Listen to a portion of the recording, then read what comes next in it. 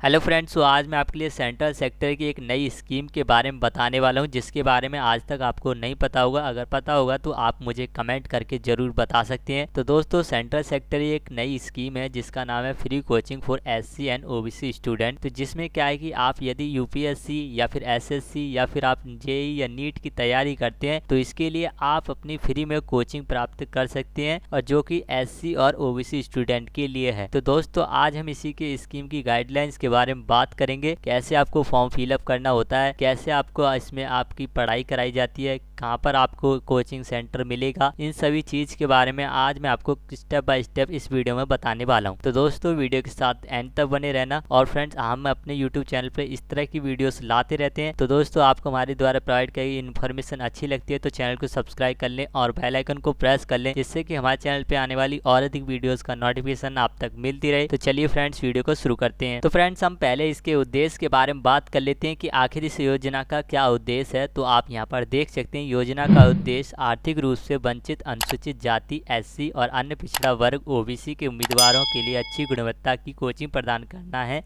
ताकि वे सार्वजनिक निजी क्षेत्र में उचित नौकरियां प्राप्त करने और या प्रवेश सुरक्षित करने के लिए प्रतिस्पर्धी परीक्षाओं में शामिल हो सकें। तो यहाँ पर आप देख सकते हैं, ये इसका उद्देश्य है। और इसी के साथ ही आप यहाँ देख सकते हैं कोचिंग के लिए पाठ्यक्रम। जिन पाठ्यक्रमों के लिए कोचिंग प्रदान की जाएगी वे इस प्रकार होंगे, वो आप यहाँ देख सकते हैं। लोक सेवा आयोग यूपीएससी और कर्मचारी चयन आयोग एसएससी और रेलवे बोर्ड की आरआरबी की द्वारा जो परीक्षाएं होती है उनके लिए आपको तैयार किया जाएगा, उसके लिए आपको फ्री कोचिंग दी जाएगी। इसी के साथ ही आप यहाँ देख सकते हैं, राज्य लोक सेवा आयोग द्वारा आयोजित समूह ए और बी की परीक्षाएं होती हैं, उसके लिए भी आपको फ्री कोचिंग दी जाएगी। इसी के साथ ही आप यहाँ नीचे स्क्रॉल डाउन करेंगे तो जैसे आप स्क्रॉल डाउन करेंगे तो आप यहाँ देख सकते हैं, इंजीनियरिंग के लिए जो आपका जेई का एग्जाम होता है उसके लिए आपको फ्री कोचिंग दी जाएगी। साथ ही आपके मेडिकल में जो नीट का एग्जाम होता है उसके लिए भी आपको फ्री कोचिंग दी जाएगी। इसी के साथ ही आपको थोड़ा सा और नीचे स्क्रॉल डाउन करना होगा तो आप यहाँ देख सकते हैं, अभ्यर्थी का श्रेणीवार अनुपात। तो इस योजना के तहत सालाना 3500 छात्रों का चयन किया जाता है। तो दोस्तों, आप यहाँ देख सकते हैं 3500 छात्रों का इसमें चयन किया जाता है। साथ ही आप यहाँ पर देख सकते हैं, अनुसूचित जाति के विद्यार्थियों का प्रतिशत 70 से कम नहीं होगा। एससी वर्ग में पर्याप्त संख्या में उम्मीदवार उपलब्ध न होने की स्थिति में डॉक्टर अंबेडकर फाउंडेशन इस अनुपात में छूट दे सकता है। हालांकि किसी भी स्थिति में 50% से कम ऐसी छात्रों को अनुमति नहीं दी जाएगी। साथ ही प्रत्येक श्रेणी के तहत 30 स्लॉट महिला उम्मीदवार के लिए आरक्षित होंगे। यदि किसी श्रेणी के तहत पर्याप्त संख्या में महिला उम्मीदवार उपलब्ध नहीं है तो इस श्रेणी के पुरुष उम्मीदवार पर डॉक्टर अंबेडकर फाउंडेशन द्वारा विचार किया जाएगा। तो यानी कि फ्रेंड्स, यहाँ पर आप देख सकते हैं कि 3500 छात्र हैं, इनमें से 70% छात्र एससी कास्ट के होंगे। और इसी के साथ ही अगर 70% स्टूडेंट नहीं होते हैं तो 50% से कम भी नहीं होने चाहिए। और साथ ही आप यहाँ पर देख सकते हैं, 30% जो स्लॉट होंगे वो महिला उम्मीदवार के लिए आरक्षित होंगे। तो जैसे फ्रेंड्स, आप थोड़ा सा स्क्रॉल डाउन करेंगे तो आप यहाँ पर देख पाएंगे, छात्रों के लिए पात्रता मानदंड यहाँ पर बताया गया है। केवल अनुसूचित जाति यानी एससी और अन्य पिछड़ा वर्ग ओबीसी संबंधित छात्र जिनकी कुल पारिवारिक आय, यानी आपके परिवार में जितने भी सदस्य हैं उन सभी की पारिवारिक आय सभी स्रोतों से, यानी जो जो काम वो कर रहे हैं उन सभी स्रोतों से 8 लाख से कम है तो आप इसके लिए एलिजिबल हैं। और इसी के साथ ही आप यहाँ देख सकते हैं, छात्र के पास वैध आधार नंबर और उससे जुड़ा एक बैंक खाता होना चाहिए जो उसे आवंटित किया गया हो। आवेदन के समय यदि छात्र के पास आधार नंबर नहीं है तो वह अपना आईडी नंबर जमा कर सकता है। हालांकि भुगतान आधार नंबर प्राप्त करने के बाद ही जारी किया जाएगा। केवल छात्र के आधार से जुड़े बैंक खाते में ही भुगतान किया जाएगा।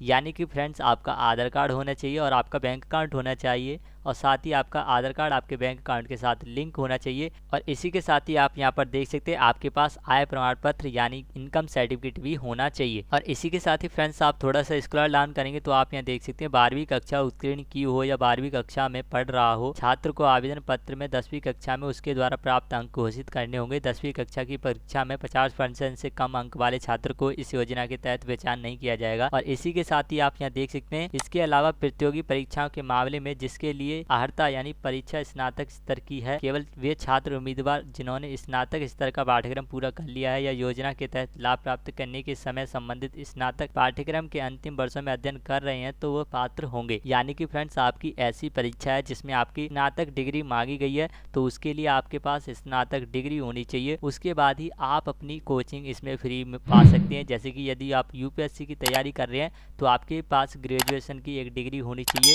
उसके बाद ही आपको फ्री कोचिंग दी जाएगी और तभी आप इसके लिए एलिजिबल होंगे। इसी के साथ ही आप यहाँ देख सकते हैं 12वीं कक्षा की परीक्षा में 50% से कम अंक वाले छात्र को इस योजना में विचार नहीं किया जाएगा।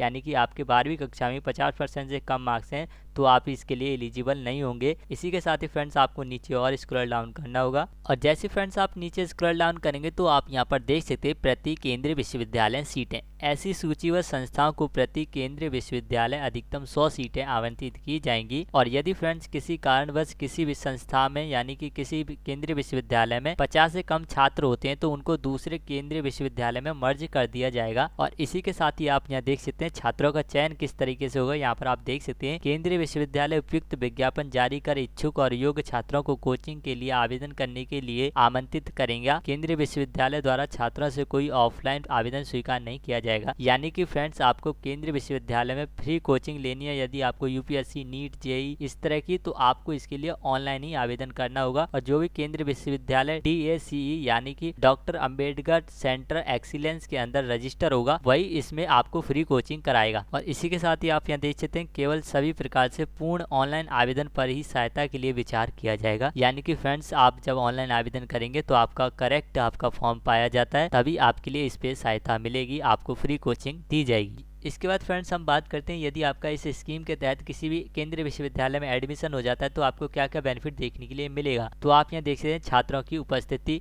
यहाँ पर छात्रों की उपस्थिति का यहाँ पर रिकॉर्ड रखा जाएगा।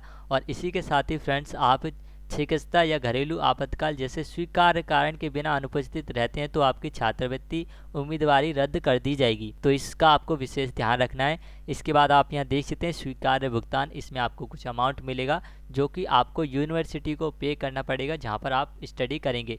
तो इसका अमाउंट आपको यहाँ देख सकते हैं कितना मिलेगा। प्रति छात्र आधार पर 75,000 रुपये उन्हें दिए जाएंगे और वजीफा 12 महीने से अधिक नहीं होने वाले पाठ्यक्रम की पूरी अवधि के लिए 4,000 रुपये प्रति माह दिया जाएगा। और इसी के साथ ही कक्षा 1, कक्षा 2 के पदों के लिए केंद्रीय सिविल सेवा और राज्य सेवा परीक्षाओं के मुख्य चरणों को पास करने वाले सभी छात्रों के लिए साक्षात्कार के लिए कोचिंग के लिए सफल छात्रों को प्रोत्साहन के रूप में 15,000 रुपये दिए जाएंगे। यानी कि फ्रेंड्स यदि आप यूपीएससी की तैयारी के लिए इसमें एडमिशन लिए हैं तो आपने प्रीलिम्स और मेंस दोनों एग्जाम पास कर लिए हैं तो इसके लिए आपको प्रोत्साहन के रूप में आपको 15,000 रुपये और दिए जाएंगे। इसके बाद फ्रेंड्स आप थोड़ा सा और स्क्रॉल डाउन करेंगे तो जैसे ही आप स्क्रॉल डाउन करेंगे तो आप यहाँ देख सकते हैं भुगतान का प्रकार, यानी कि आपको ये जो अमाउंट है किस तरह से मिलेगा। तो स्वीकार्य भुगतान छात्रों को उनके आधार सक्षम बैंक खातों में डीबीटी के माध्यम से जारी किया जाएंगे और शुल्क और वजीफा स्वीकार्य राशि के 50% की 2 किस्तों में जारी किया जाएगा। यानी कि आपका जो शुल्क है यानी मेन पेमेंट है वो, और इसी के साथ ही आपका जो वजीफा है वो 2 किस्तों में आपके पास 50-50% करके आपके अकाउंट में ट्रांसफ़र किया जाएगा। पहली किस्त पाठ्यक्रम शुरू होने पर तुरंत जारी की जाएगी और दूसरी किस्त पाठ्यक्रम अवधि के 75% से अधिक के समापन के बाद जारी की जाएगी। यानी कि आपका पाठ्यक्रम 75% तक समाप्त हो गया है, उसके बाद आपको दूसरी किस्त जारी की जाएगी। छात्रों को संस्थान शुल्क का हिस्सा तुरंत और किसी भी स्थिति में 15 दिन के भीतर जहां केंद्रीय विश्वविद्यालय को भेजना होगा जहां वे कोचिंग प्राप्त कर रही हैं। यानी कि फ्रेंड्स आपकी ये जो अमाउंट है ये अमाउंट आपकी कोचिंग के लिए दिया जा रहा है। यानी कि आपका जिस भी केंद्रीय विश्वविद्यालय में एडमिशन हुआ है आपको इन जो आपका अमाउंट आपके अकाउंट में ट्रांसफर किया जाएगा उसके 15 दिन के अंदर आपको अपने केंद्रीय विश्वविद्यालय में जमा कराना होगा ताकि आपकी कोचिंग अच्छे से चलती रहे। इसके बाद आपको नीचे स्क्रॉल डाउन करना होगा और जैसे फ्रेंड्स आप नीचे स्क्रॉल डाउन करते हैं तो आप यहाँ देख सकते हैं maximum fees and maximum duration under the free coaching scheme for SC and OBC। तो यहाँ पर इसमें बताया गया है कि आप कौन से कोर्स करेंगे और उसमें कितना टाइम लगेगा और कितना आपको इसमें अमाउंट मिलेगा। तो आप यहाँ देख सकते हैं civil service exam by UPSC या SPSC, इसका आप कोर्स करते हैं तो इसमें आपको 75,000 रुपये मिलेगा और आपके कोर्स की ड्यूरेशन 12 महीने रहेगी। इसी के साथ ही आपका SSC या RRB रहता है कोर्स, तो आपको इसमें 40,000 रुपये और आपकी कोर्स की ड्यूरेशन 6 से 9 महीने के बीच रहेगी। इसी के साथ ही आप यहाँ देख सकते हैं बैंकिंग, इंश्योरेंस या फिर आपका PSU क्लैट रहता है तो इसमें आपको 50,000 रुपये और आपकी कोर्स की ड्यूरेशन 6 से 9 महीने रहेगी। और इसी के साथ ही आप यहाँ देख सकते हैं JEE और नीट, इसमें आपको 75,000 रुपये दिए जाएंगे और इसकी कोर्स की ड्यूरेशन आपकी 9 से 12 महीने के बीच रहेगी। और इसी के साथ ही आप यहाँ पर देख सकते हैं IES, इसमें आपको 75,000 रुपये मिलेंगे और जिसकी कोर्स की ड्यूरेशन यहाँ पर आप देख सकते हैं 9 से 12 महीने आपकी रहेगी। और इसी के साथ ही आप यहाँ देख सकते हैं CAT या CMAT, इसमें आपको 50,000 रुपये मिलेंगे और आपकी कोर्स की ड्यूरेशन 6 से 9 महीने रहेगी। इसी के साथ ही आप यहाँ देख सकते हैं GRE, GMAT या सेट और EILTS और टॉफिल, इसमें आपको 35,000 रुपये मिलेंगे और आपके कोर्स की ड्यूरेशन 3 से 6 महीने रहेगी। इसी के साथ ही आप यहाँ देख सकते हैं CA, CPT, GAT, इसमें आपको 75,000 रुपये मिलेंगे जिसकी कोर्स की ड्यूरेशन आपकी 9 से 12 महीने रहेगी। और इसी के साथ ही आप यहाँ देख सकते हैं CPL कोर्सेज, इसमें आपको 30,000 रुपये मिलेंगे और आपकी कोर्स की ड्यूरेशन 6 से 9 महीने रहेगी। और इसी के साथ ही आप यहाँ देख सकते हैं NDA, CDS, इसके लिए आपको 20,000 रुपये मिलेंगे, आपके कोर्स की ड्यूरेशन 3 से 4 महीने रहेगी। तो फ्रेंड्स आप यहाँ देख सकते हैं यदि आप SC और OBC कैटेगरी से बिलोंग करते हैं तो आपको इसमें फ्री कोचिंग मिलेगी और इन कोर्सेज में आपको फ्री कोचिंग दी जाएगी, जो कि आप यहाँ देख सकते हैं। साथ में इनका अमाउंट मिलेगा, जो कि अमाउंट आपको अपने बैंक अकाउंट से निकाल कर अपनी जिस भी केंद्रीय विश्वविद्यालय में आपका एडमिशन हो जाएगा उसको आपको देनी होगी। यदि आप ऐसा नहीं करते हैं तो आपके कोर्स को रोक दिया जाएगा, यानी कि इसमें आपको गवर्नमेंट आपके पैसे देगी आपकी कोचिंग के, वो कोचिंग के पैसे आपको अपनी यूनिवर्सिटी को पे करने पड़ेंगे।